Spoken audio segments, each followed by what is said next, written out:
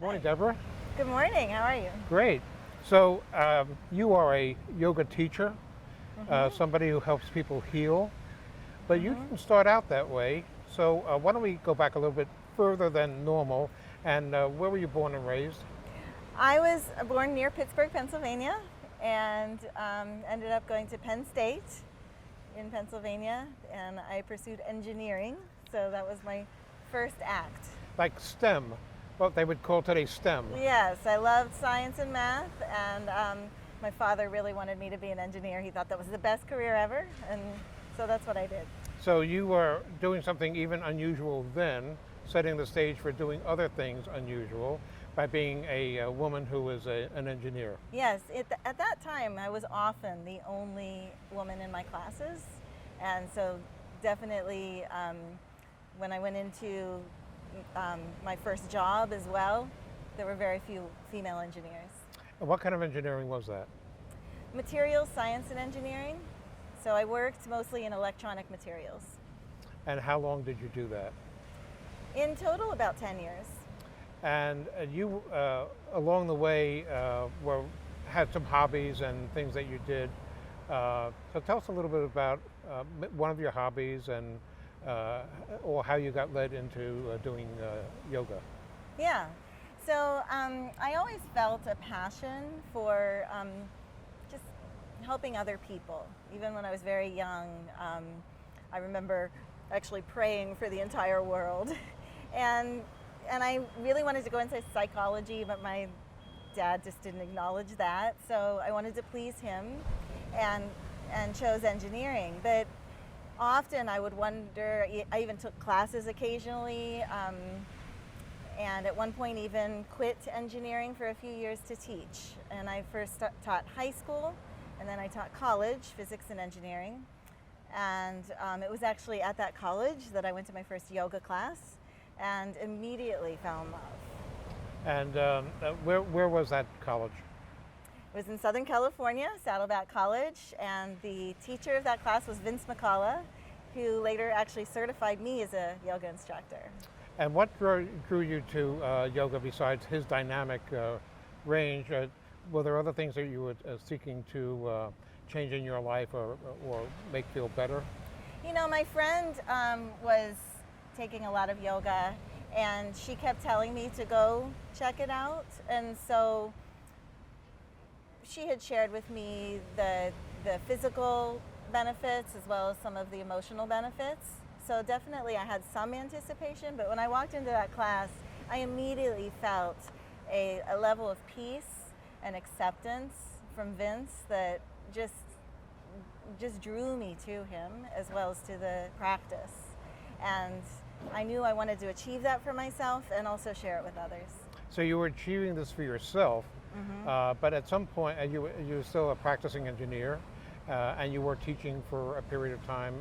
I was teaching at that time. Right. Later, I went back into engineering for a few years, but at that time, I was just teaching physics and engineering, and you know, it was just a level of peace, and it turned into healing. After a few months, I noticed my back pain was going away. I had anxiety attacks, and I noticed that those had disappeared, and so. Anytime I experience some kind of shift like that in my life, I naturally want to share it with others.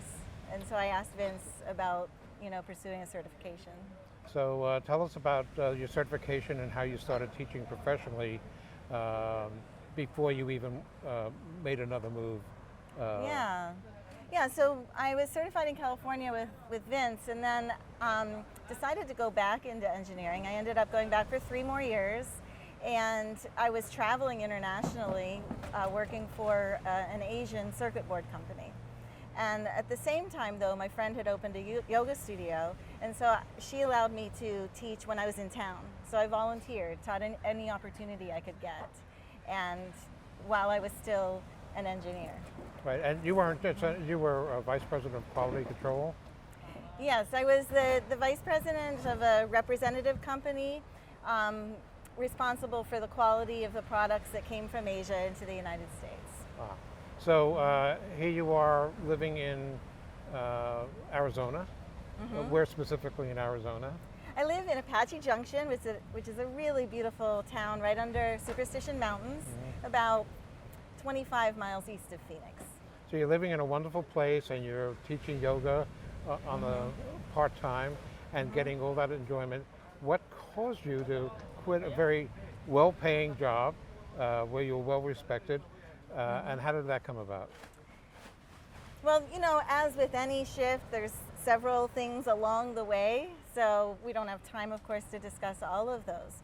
But certainly I had already experienced many benefits of yoga, and I was also starting to meditate and experience more benefits, but I was in a very high-stress position, and I could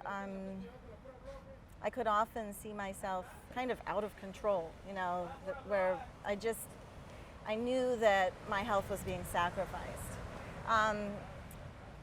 At one point, I actually developed vertigo, and it was quite serious to the point where I could barely move. Just a slight turn of the head was very painful, and it was intermittent, but when it was happening, it was disabling.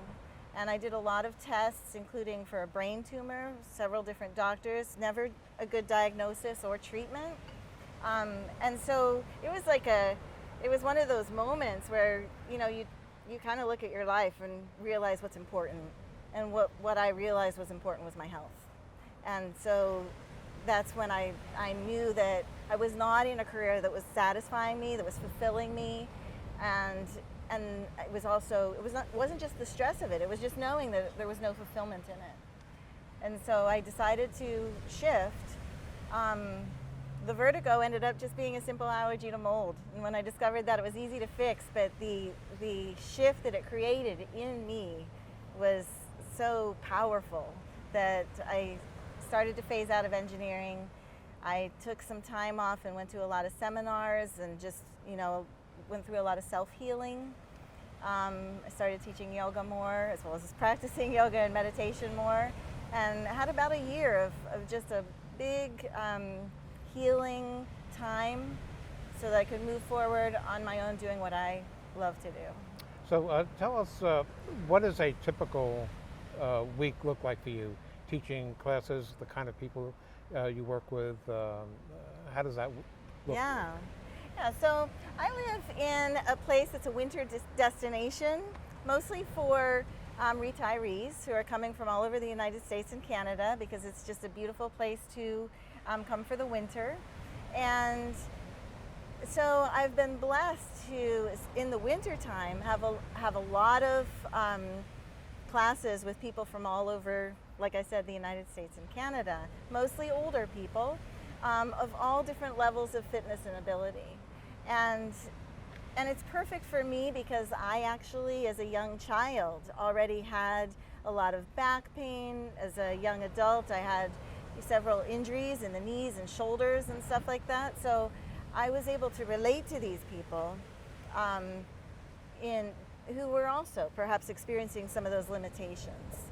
And so it just kind of naturally happens that my classes are with people that maybe wouldn't feel quite comfortable in a normal yoga class, and so they come to me. So I have classes pretty much every day of the week in the winter. I also have people that come to me for private sessions, and I lead meditations as well, which many of the people that started in my yoga found that they could receive even more benefit, as I did, from meditation.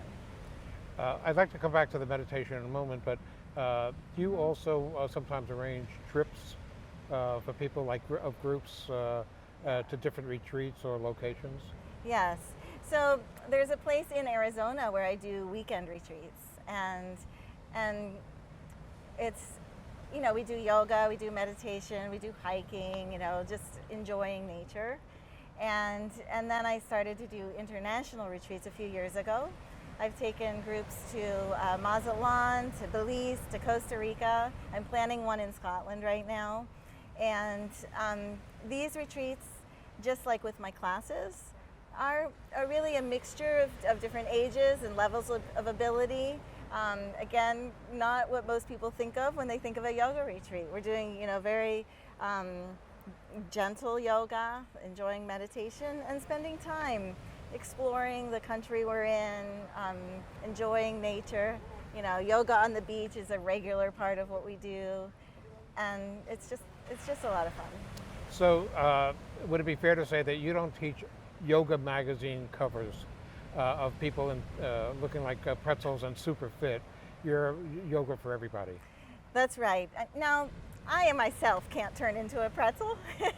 So, you know, yoga is not about what you can do. In fact, many yoga instructors, you know, have a dance experience, and that's why they're so flexible and they can make these postures look so beautiful. But that's not really what yoga's about. Yoga's about learning your own body, really going inside, doing what feels good for you.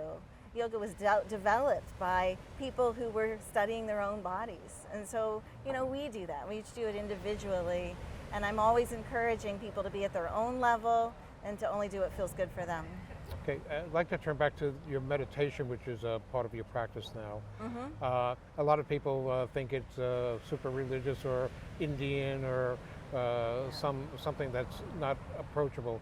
How would you describe meditation and the value that people can get out of it?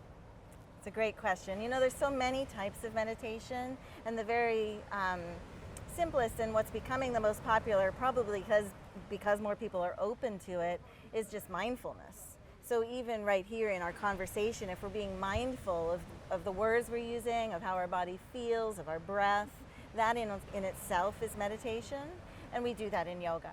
So in yoga, when you stretch or when you're strengthening, you just really feel the body, you feel the breath, and that itself is a meditative practice, at least in the way that I practice it.